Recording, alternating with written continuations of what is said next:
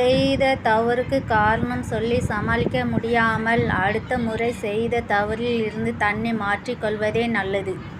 வாழ்க்கையில் கஷ்டங்கள் அதிகமாக வரவில்லை என்றால் பல விஷயங்கள் கடைசி வரை தெரியாமல் போய்விடும்.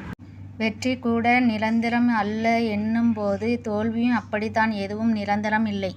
யாரை எங்கே நிறுத்த வேண்டும் என்பதை விட நாம் எங்கே நிற்க வேண்டும் என்று உணர்ந்து கொள்வதே சிறப்பு. உன்னால் சாதிக்க இயலாத காரியம் என்று எதுவும் இருப்பதாக ஒருபோதும் நினைக்காதே. உன்னை சுற்றி உள்ளவர்களை நீ மகிழ்ச்சியாக வைத்திருக்க விரும்பினால் முதலில் நீ மகிழ்ச்சியாக இரு. உன்னிடம் இல்லாத ஒன்றை நீ யாருக்கும் கொடுக்க முடியாது. நாம் வாழ்க்கையில் நடக்கிற மாற்றங்களை நமக்கு நிறைய அனுபவங்களை கற்றுத்தரும். உன் தேடல்களின் வழியே உன் பயணங்களின் வழி. தோல்வி அறிந்து வாழ்வை அறிந்து தொடர்ந்து பயணி. வழியில் தேடலை மற்றும் ஒருபோதும் விட்டு விடாதே.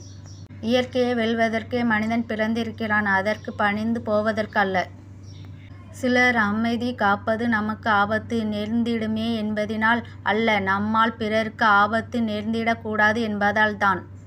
பெரும் சாதனை செய்வதற்கு 3 நிலைகளை கடந்திருக்க வேண்டும். அவை ஏளனம், எதிர்ப்பு, அங்கீகாரம் ஆகியவை. வாழ்க்கையில் என்ற ஓட்டப்பந்தயத்தில் கலந்து வென்றவர்கள் சரித்திரத்தில் இல்லை. மாறாக களத்தை உங்கள் நண்பராக தேர்ந்தெடுங்கள். காலம் அதிர்ஷ்டத்தை உங்களுக்கு விட்டு கொடுக்கும். காதல் என்னும் மழையில் நனையாதவர்களும் இல்லை. பிரிவு என்னும் துயரம் அறியாதவர்களும் இல்லை. கனவு என்னும் மாயில் கழியாதவர்களும் இல்லை. நினைவுகள் என்னும் தீயில் கர்த்தவர்களும் இல்லை. மழையின் முதல் துளி வெறுப்பதும் கடைசி துளிக்கு வணக்கம் வைப்பதும் மழை காலமாக வெயில் காலமா என்ற சூழ்நிலையை பொறுத்தது. செய்த தவறுக்கு காரணம் சொல்லி சமாளிக்க இயலாமல் அடுத்த முறை செய்த தவறில் இருந்து தன்னை மாற்றிக்கொள்வதே நல்லது. எண்ணத்தில் தூய்மையும் சொல்லில் இன்மையும் செயலில் நேர்மையும் கொண்டதே எளிமையான வாழ்க்கை. செய்த தவறுக்கு காரணம் சொல்லி சமாளிக்க முடியாமல் அடுத்த முறை செய்த தவறிலிருந்து தன்னை மாற்றிக்கொள்வதே நல்லது.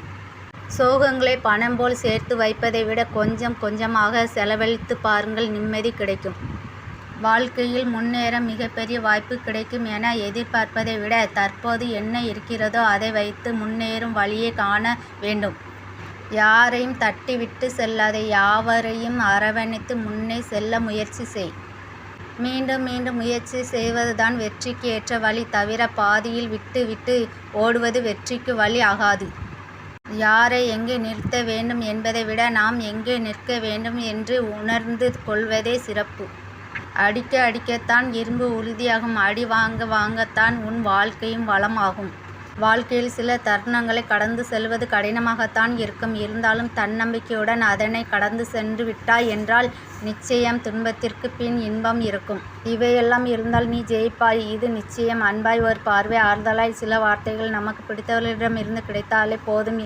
எதையும் சாதிக்கும் சக்தி மனதிற்கு கிடைத்துவிடும். சிலரோடு ஒப்பிடும்போது வெற்றி அடைந்தது போலவும் சிலரோடு ஒப்பிடும்போது தோல்வி அடைந்தது போலவும் இருக்கும். உண்மையில் எவரோடும் ஒப்பிடாதே, மகிழ்ச்சி நிலைக்கும்.